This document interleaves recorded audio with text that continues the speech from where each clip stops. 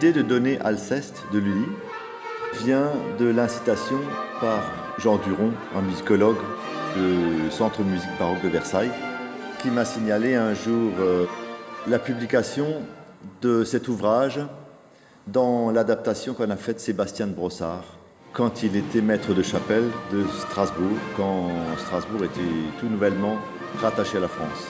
Sébastien de Brossard a adapté l'ouvrage à l'usage de la chapelle de sa cathédrale à Strasbourg, qui était faite de chanteurs expérimentés, certainement, français, mais qui avaient davantage l'habitude de chanter des motets que de l'opéra.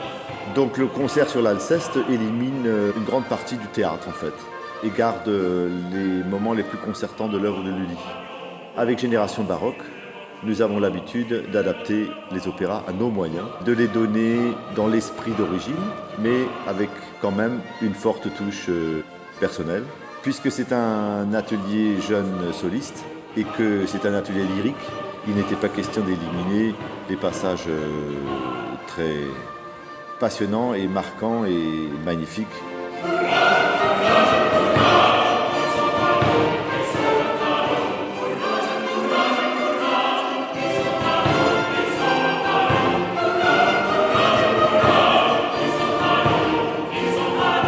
Alceste, c'est à la fois une histoire mythologique et c'est une histoire en fait contemporaine de Louis XIV, puisque le triomphe d'Alcide, qui est le sous-titre, exprime l'hommage au roi.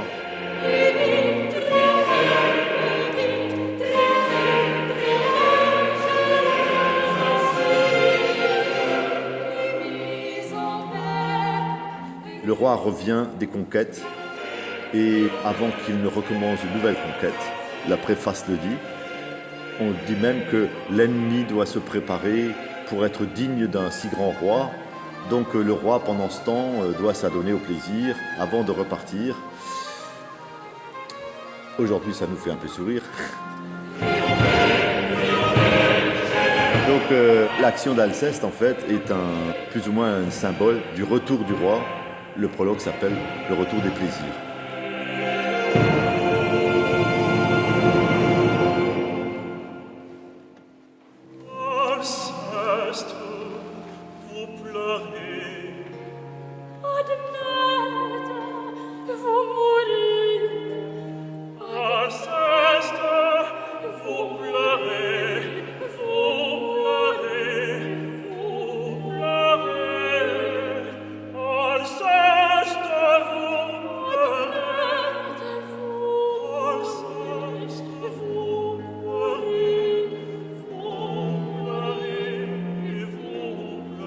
Le rôle d'Alceste, c'est le rôle principal par rapport à toute l'histoire.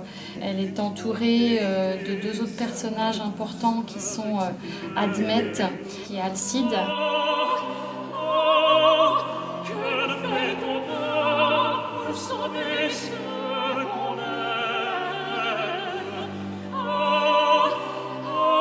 Alcide est censé représenter le roi et sa clémence et sa magnanimité.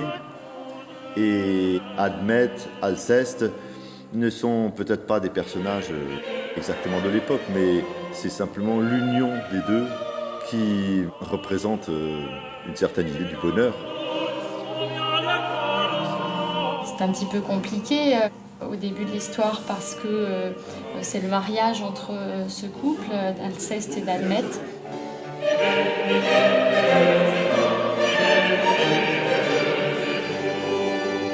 Admète se trouve devoir aller chercher Alceste qui a été rapté par un méchant Lycomède.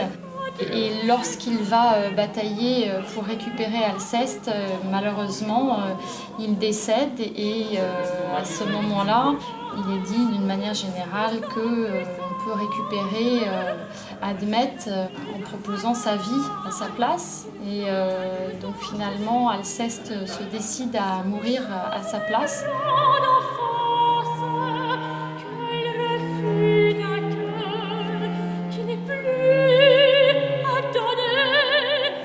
Le plaisir de la voir encore, l'amour a bien des mots.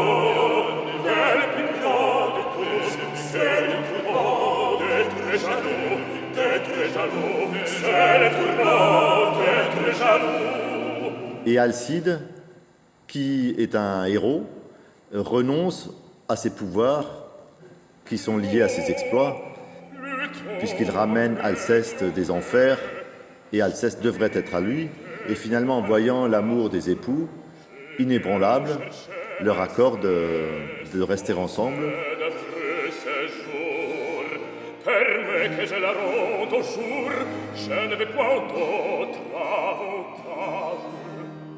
Le personnage d'Alceste, pour moi, en fait, m'a rappelé le personnage d'Eurydice, parce que en réalité, il y a un petit peu, au niveau de la narration, il y a des choses assez similaires.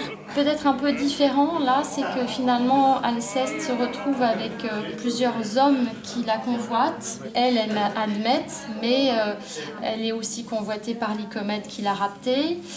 Ensuite, elle est ramenée à la vie par Alcide, mais elle ne l'aime pas. Donc c'est compliqué aussi pour Alceste parce qu'elle lui doit la vie.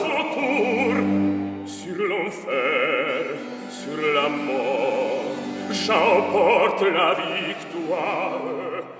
Il ne manque plus à ma gloire que de triompher de l'amour. Elle est dans une situation du coup assez compliquée. C'est ça qui, moi, m'a intéressée, c'est de voir comment on passe d'une Alceste amoureuse, d'un Admète, et par contre, après, qui passe par des étapes compliquées avec d'autres hommes qui essayent de la voir et qui, pour autant, ne l'obtiendront pas parce qu'elle a aussi, je pense, elle-même un amour tellement fort pour admettre que finalement, ça repousse d'une certaine façon ses autres prétendants. Voilà.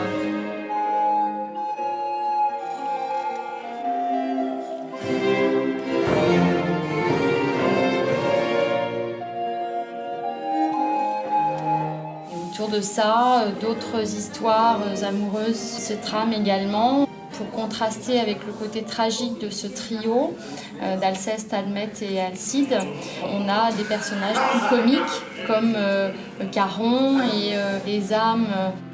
Passez-moi, Caron, passez-moi. Il faut tout paravant que l'on ne satisfasse, on doit payer les soins d'un si pénible emploi. Qui sont aux enfers et qui essayent d'aller au paradis et donc qui vendent leur âme, si on peut dire, à Caron, qui les laisse passer dans l'au-delà.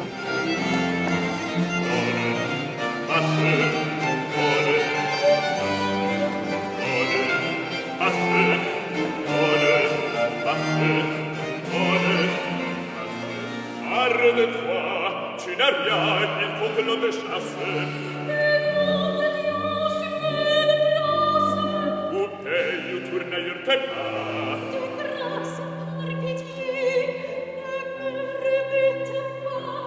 L'amitié n'est point ici bas, et Caron ne fait point de grâce.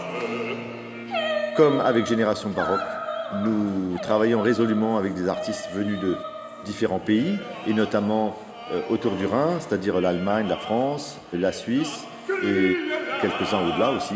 Et puis que ça s'adresse à des chanteurs relativement jeunes, mais qui sont déjà dans le début de leur carrière.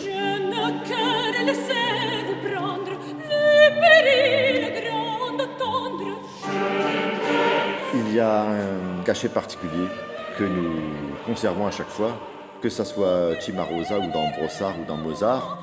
Il y a quelque chose à la fois de frais, d'un peu irrévérencieux pour les conventions de l'opéra.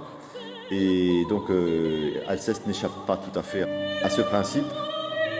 Ce sera un Alceste un peu stylisé, avec des éléments de décor simples, avec une mise en scène qui s'inspire un peu des concerts de salon du XVIIe siècle, tels que par exemple, on imagine un peu la pastorale de Charpentier, qui n'était pas faite du tout pour mettre en scène, mais où les gens se détachent du groupe, jouent leur personnage et rentrent dans le groupe.